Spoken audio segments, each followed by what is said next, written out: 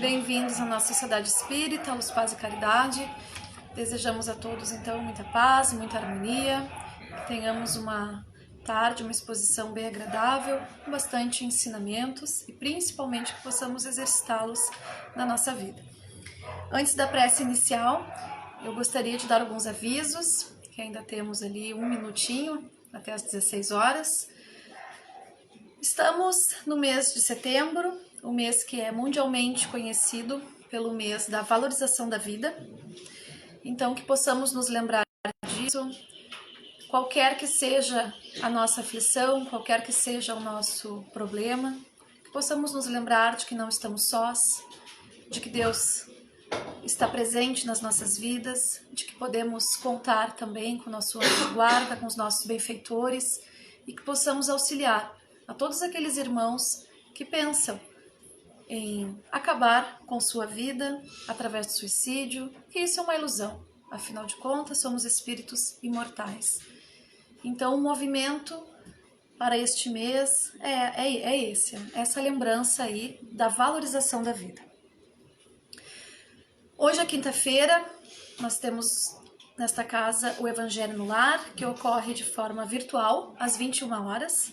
Aqueles que desejarem participar, peçam o seu ingresso no grupo de WhatsApp, que 9 horas abrimos a sala pontualmente e é muito importante orarmos juntos, recebendo Jesus em nosso lar. O ambiente fica salutar, nós pedimos a proteção e somos atendidos. Então sintam-se convidados.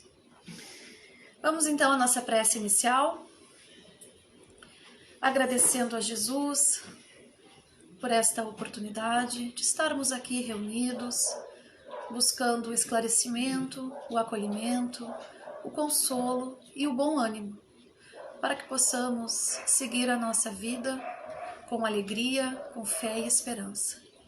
Que cada um de nós encontre aqui o que veio buscar e que saia daqui renovado, distribuindo para todos aqueles que se aproximarem de nós esses fluidos de esperança, de paz e de bom ânimo. Que assim seja. Convido o expositor Marcos Costa, que vai nos falar sobre uma parábola. Bem-vindo, Marcos. Obrigado. Boa tarde a todos. Grande alegria estarmos aqui pela primeira vez, né? O nosso tema de hoje é a parábola da candeia, que está aqui no Novo Testamento. Nós que somos espíritas, né, seguimos Kardec e a codificação que Kardec e os espíritos superiores nos trouxeram, mas nós somos cristãos também, né? Nós somos seguidores de Jesus.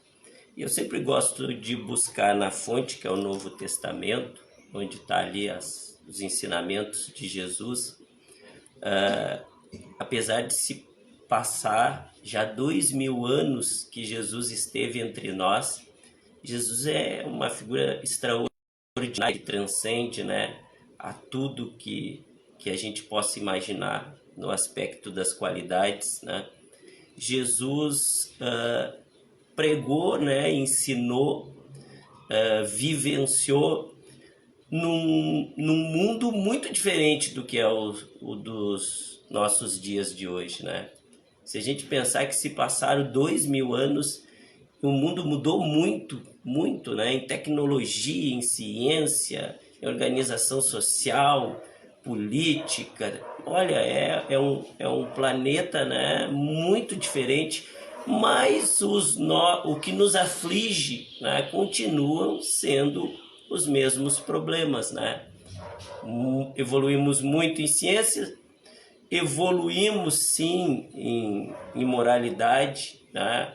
Apesar de não na velocidade que gostaríamos, não no tamanho que poderíamos ter feito, né, de evolução dos nossos sentimentos nesse tempo que se passou. E nós que somos espíritas acreditamos, né, que nós já tivemos aqui em muitas encarnações e viveremos muitas outras ainda.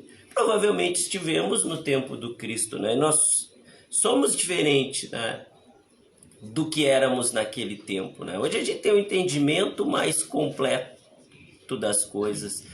E a gente, apesar de não ter melhorado tudo que gostaria, de não ser quem nós gostaríamos de ser no campo da moralidade, nós somos melhores, né? E os dias de hoje nos convidam a sermos espíritos mais elaborados, né? Fazermos mais, né? Sermos mais refinados, principalmente na área da moralidade, até porque na área da material, do conhecimento, da ciência, da tecnologia, as coisas vão nos empurrando, né? As coisas vão, né? Às vezes a gente tenta resistir, mas as coisas vão acontecendo. E Jesus, lá em Lucas, ele diz para nós, quando ele fala sobre a candeia do corpo, e Jesus traz os seus ensinamentos em coisas óbvias, simples, mas em que contém, né, uma profundidade de conhecimento muito grande, né? E Jesus diz que ninguém acendendo uma candeia a coloca em um lugar escondido. Isso é óbvio, né? Ninguém acende a luz para que ela não ilumine nada. Mas sobre o candeeiro, para que os que entram vejam a luz. A candeia do corpo é o teu olho. Aí trazendo para nós, individualmente, né? Jesus diz, sempre que o teu olho estiver simples. O que é um olhar simples? É um olhar natural. É um olhar cândido. É um olhar desprovido de preconceitos. Isso não é muito simples. O irmão disse na irradiação, nós vivemos tempos difíceis, mas tempos de oportunidade. Em tempos difíceis, a gente tende a ser mais egoísta, a gente tende a ser mais individualista, ser mais retraído. E para a vida, para os relacionamentos e para as possibilidades, cheio de barreiras, cheio de condicionante, cheio de cuidados, né? Porque é um mundo difícil e a gente não pode negar, mas é um mundo cheio de oportunidades. Teu corpo inteiro também está luminoso, mas quando o teu olhar for mal, ele vai estar mal. Quando nós tivermos um olhar para a vida, para si, para o outro, para as circunstâncias, preocupado, colocando barreiras, preconceituoso, nós estaremos vivendo essa essência dentro de nós. E é um mundo difícil, mas é um mundo de oportunidades. E Jesus diz que bem-aventurados são os simples de coração. A simplicidade de coração é aquela pessoa que consegue ir viver os relacionamentos como se fosse a primeira vez. É claro que Jesus, já naquela época, era sabedor que nós não somos espíritos perfeitos, estamos distante disso.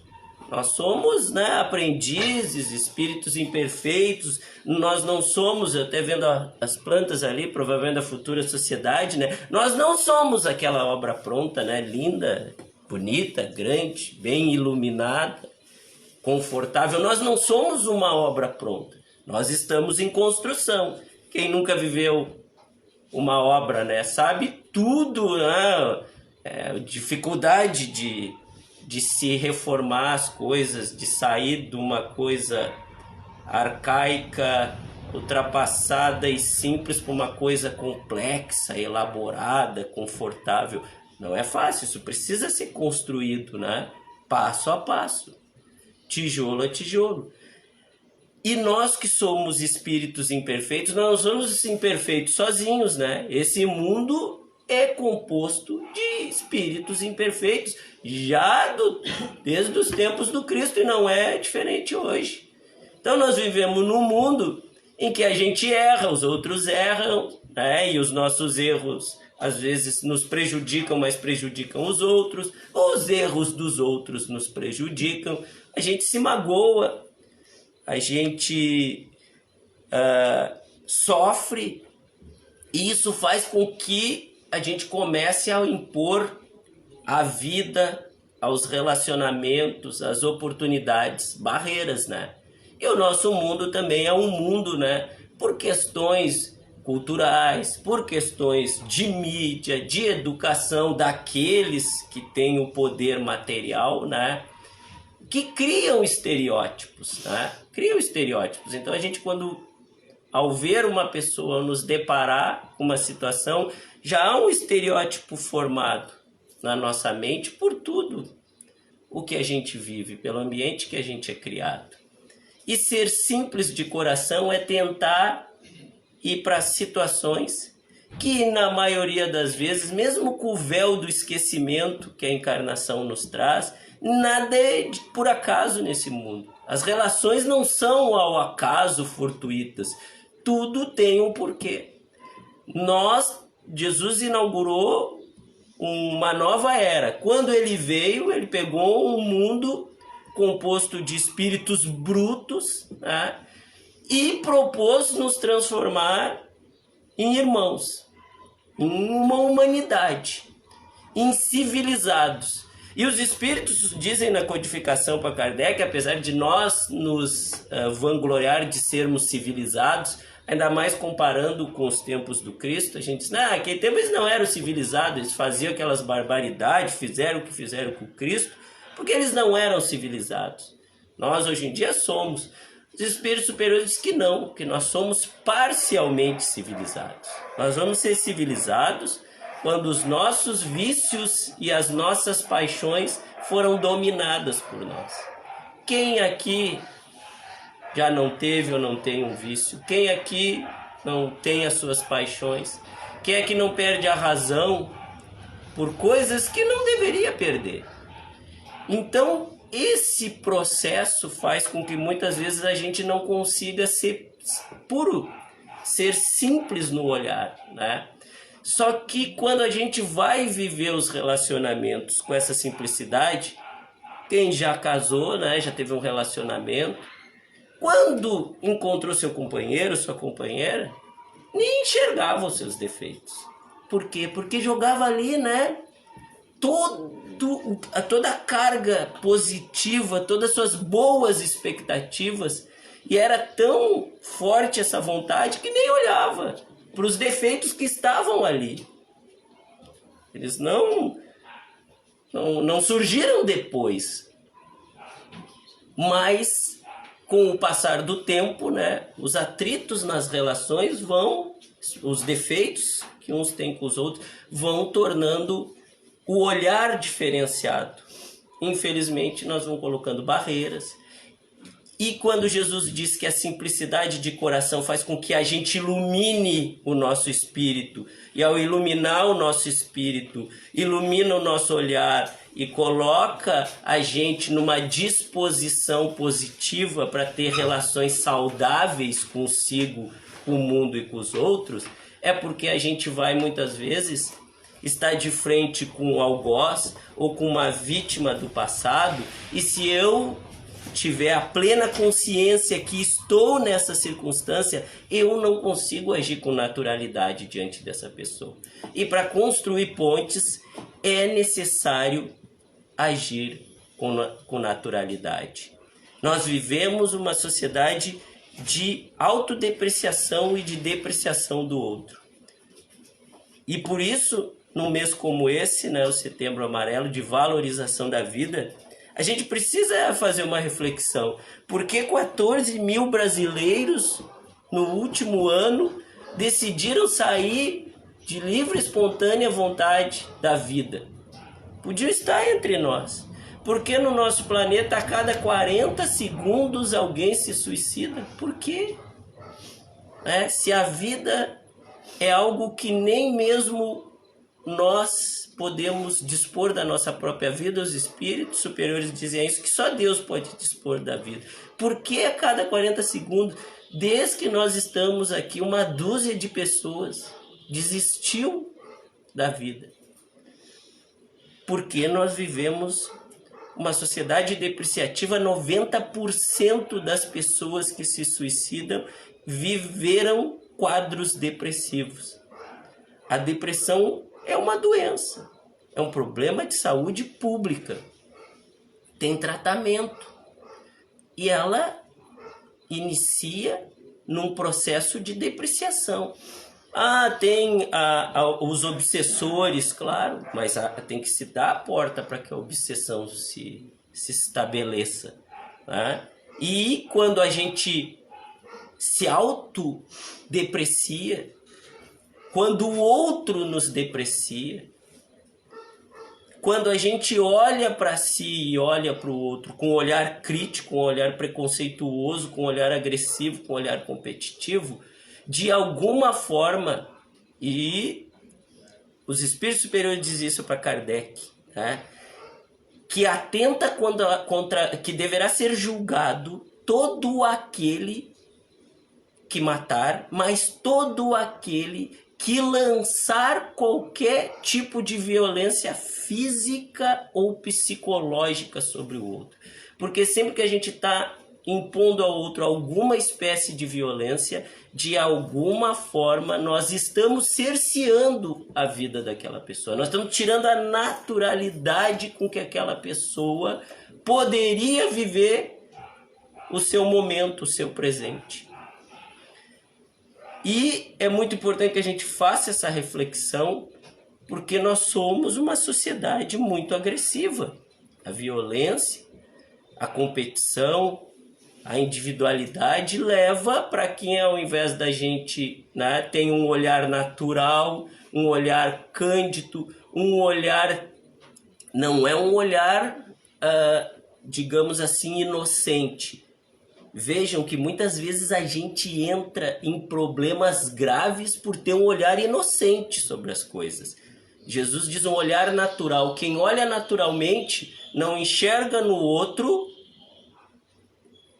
um algoz, uma vítima, alguém que vai lhe fazer mal. Mas também quando tu tem um olhar natural sobre o outro, tu enxerga o que o outro realmente é.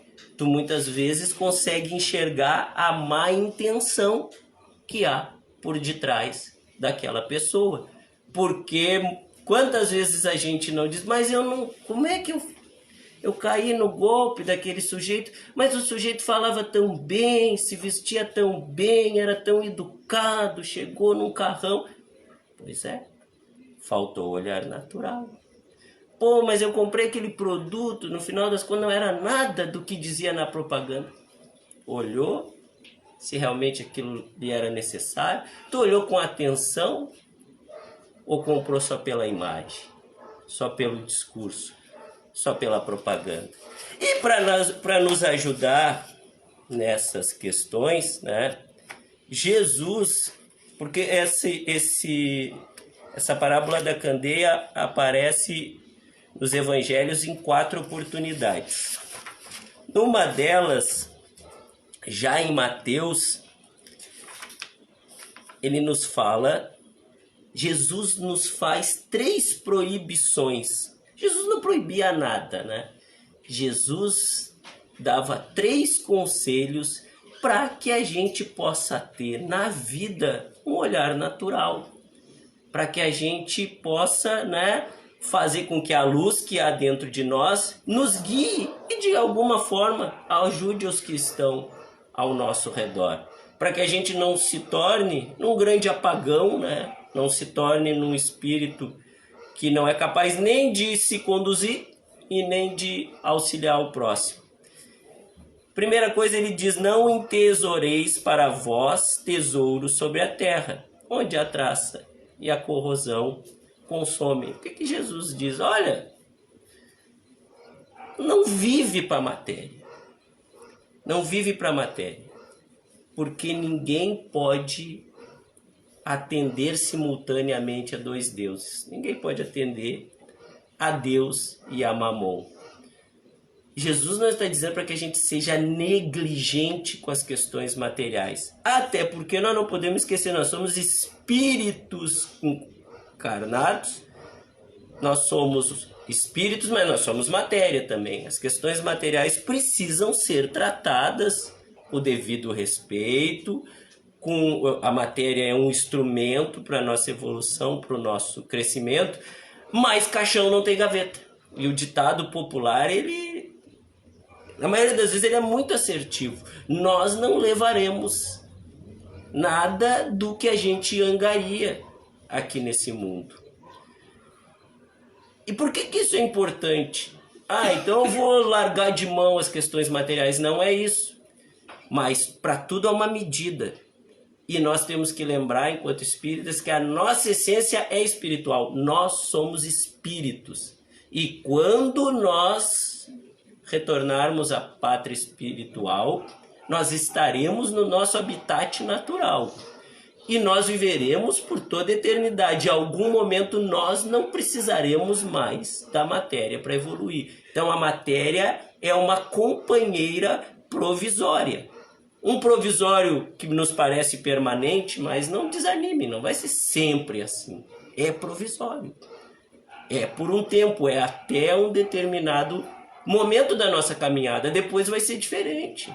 Todas essas coisas que nos afligem, né? De conta, de roupa, de casa, de isso, de comida, essas coisas em algum momento nós vamos evoluir intelectual e moralmente, que não vamos precisar dessas aflições.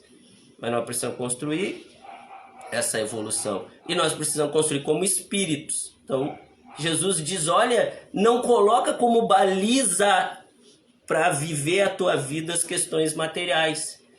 Entre tu te perder moralmente e ganhar uma grana, ganhar uma vantagem, fica com moral. E nós, muitas vezes, né, vivemos num mundo que diz o contrário. Faça qualquer negócio para se dar bem. E isso vai nos acarretando problemas de ordem moral e vai, né, fazendo com que a gente, ao se tornar cada vez mais competitivo, olhe para o outro como um adversário. Aí começam a surgir os preconceitos, as barreiras, né?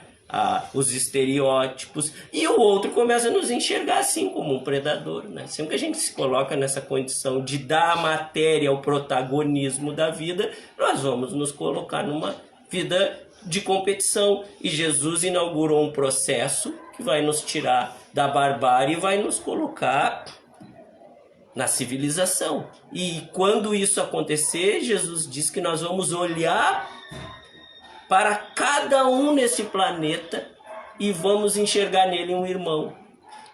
O que nós não somos capazes, somos incapazes de fazer contra os nossos pais, as nossas filhos, os nossos irmãos, os nossos amigos, aquele do coração, aquele amigo de fé, que nós não somos incapazes de fazer mal para ele, nós enxergaremos todos, mesmo aqueles distantes que a gente não conhece, vamos enxergar dessa forma.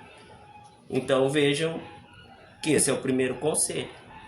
Escolha-se a sua baliza, se você vem para viver a vida como um espírito ou se você vem para viver a vida como um ser material. Depois Jesus dá o segundo conselho. Não vos inquieteis com o amanhã, pois o amanhã se inquietará consigo mesmo. Basta cada dia o seu mal. Quem se suicida, na maioria, há um estudo que diz que a pessoa avisa 16 vezes, em média. Os problemas são frustrações amorosas, profissionais, questões materiais, relacionamentos mal resolvidos, insucessos, fracassos. Essa pessoa começa a se recolher, começa a abandonar seus sonhos, a não dar espaço, não se preocupar com o trabalho, com o estudo, com aqueles que amam, vai, né? Começa a se automutilar, começa a entrar em processo depressivo, doença mesmo, não ter força, não comer, dormir mal ou dormir demais. Então ela dá sinais. E vejam que estes problemas muitas vezes a gente entra nesses quadros projetando problemas futuros. Só que esse mundo que a gente vive hoje, que é construído por nós, e os problemas que a gente vivencia, que são nossos de direito, eles não foram construídos por outros e não foram construídos hoje. Eles foram construídos no passado. Agora eu não vou construir o meu futuro amanhã. E muitas vezes a gente não vive o presente, pensando no futuro. Ninguém está aqui incentivando que sejamos irresponsáveis. Não. Mas nós não podemos deixar de fazer hoje o que hoje deve ser feito. Às vezes a gente empurra para depois. Eu não vou mais mudar. Eu não tenho mais idade para isso. Isso não existe. Claro que se eu hoje quiser ser campeão mundial dos 100 metros rasos, eu não vou conseguir mais, né? Tem as questões orgânicas. Mas isso não interessa muito para o espírito, principalmente se não faz parte da sua missão. O espírito vive da sua moralidade, não é dos seus bens materiais, dos títulos, das conquistas. É da sua moralidade. Então, é sempre tempo para mudar. Para ser mais tolerante, mais paciente, reconstruir um relacionamento que está difícil, conhecer novas pessoas, ajudar outras, se ajudar, fazer uma dieta meio chato, atividade esportiva, essas coisas, né? Visitar um parente, aquele cara difícil, né? Ir a um hospital, visitar um amigo é chato, mas é sempre tempo de começar. E precisa ser feito hoje, porque o amanhã sequer nós sabemos se nós vamos viver. Só que nós construímos hoje os nossos problemas de amanhã. E por fim ele diz uma coisa que é fundamental para que a gente tenha um olhar simples sobre as coisas. Não julgueis para não seres julgados. A gente pensa, né, os estereótipos estão aí criados. E hoje nós somos espíritos mais elaborados. Se lá no passado, o que está acontecendo nos nossos irmãos lá na Jordânia, na Rússia, na Ucrânia, que é muito claro para um ucraniano que um russo é o seu inimigo, para um russo que é um ucraniano. E assim em alguns... Infelizmente ainda vivemos, né, esses tempos em parte do nosso planeta, mas para a grande maioria dos que vivem nesse planeta, os nossos problemas, as nossas inimizades se criam em outras diferenças, em diferenças religiosas, em diferenças políticas, em a roupa que o outro veste, a música que ele escuta, o post que ele faz lá no Face, no Instagram, o jeito que ele se comporta. As coisas vão ficando mais finas, mais elaboradas. Essas coisas que lá no tempo do Cristo não incomodava ninguém, o negócio era a guerra pura, que nem a gente vê ainda lá na Rússia e na Ucrânia. Hoje em dia é diferente.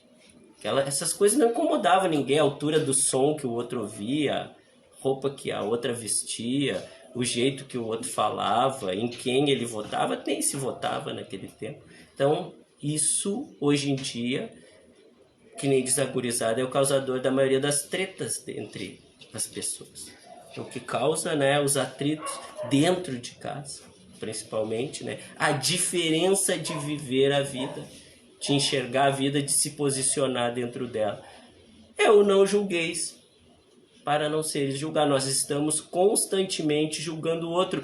Isso é necessário, nós somos seres racionais. Seres racionais estão emitindo conceitos sobre as coisas que vivem, que ouvem, que veem, que falam a todo tempo. A todo tempo.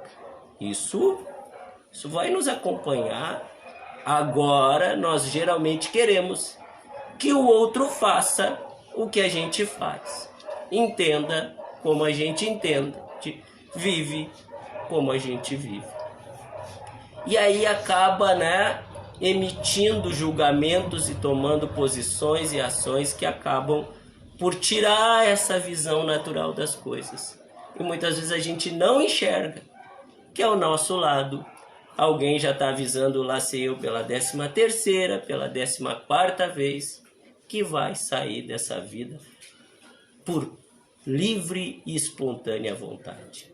Quando nós tivermos esses números tristes de que num planeta como o nosso, com tanto desenvolvimento, a cada 40 segundos alguém desembarca por escolha da vida, num mundo que se pode viver tantas coisas boas, legais, com possibilidades de relacionamentos infinitos, né?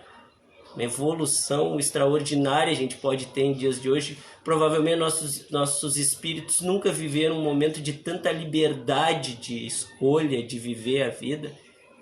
Tu abandonar ela é muito triste para quem sai, é muito triste para quem fica.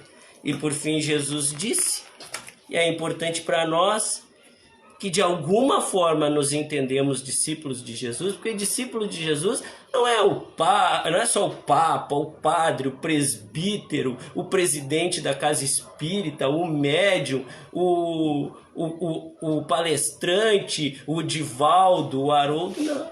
É todo aquele que entende que Jesus é o modelo, é o guia, é o caminho. E Jesus diz que nós somos o sal da terra. Se porém o sal tornar-se insosso, com que se salgará? É nós, os discípulos de Jesus, que vamos mudar esse cenário. Se nós não formos capazes de minimamente nos iluminar, coitado de nós, coitado do mundo. O convite é para todos, né? Nos iluminemos, está lá no Novo Testamento, podem ver, não dizer, né? Leiam, o conhecimento a gente nunca perde. Vocês vão ver que eu falei pouco do muito que é que tem. Espero não ter mentido, né? Não ter deturpado, porque afinal de contas, se eu tiver feito isso, fiquem com Jesus, porque Jesus é sempre o caminho. Muito obrigado, né? Uma alegria estar aqui pela primeira vez, esperando voltar outras. Obrigado. Obrigada, Marcos, pela exposição. Chegamos ao momento, então, do nosso encerramento, do nosso passe. Convido os médiuns que se posicionem. Muito importante a confiança, a fé neste momento. Vamos elevar o nosso pensamento a Deus, rogando aos benfeitores que derramem sobre nós fluidos de paz, serenidade, que renove a saúde do nosso corpo físico, renove também o nosso bom ânimo, renovando assim a nossa esperança, que possamos desde já nos sentir aliviados, tocados por este amor sincero que estes trabalhadores de Jesus têm em nós. Que as águas também neste instante possam ser magnetizadas e que possamos fazer o uso desta água durante a semana e assim também renovando toda a nossa esperança, a nossa saúde.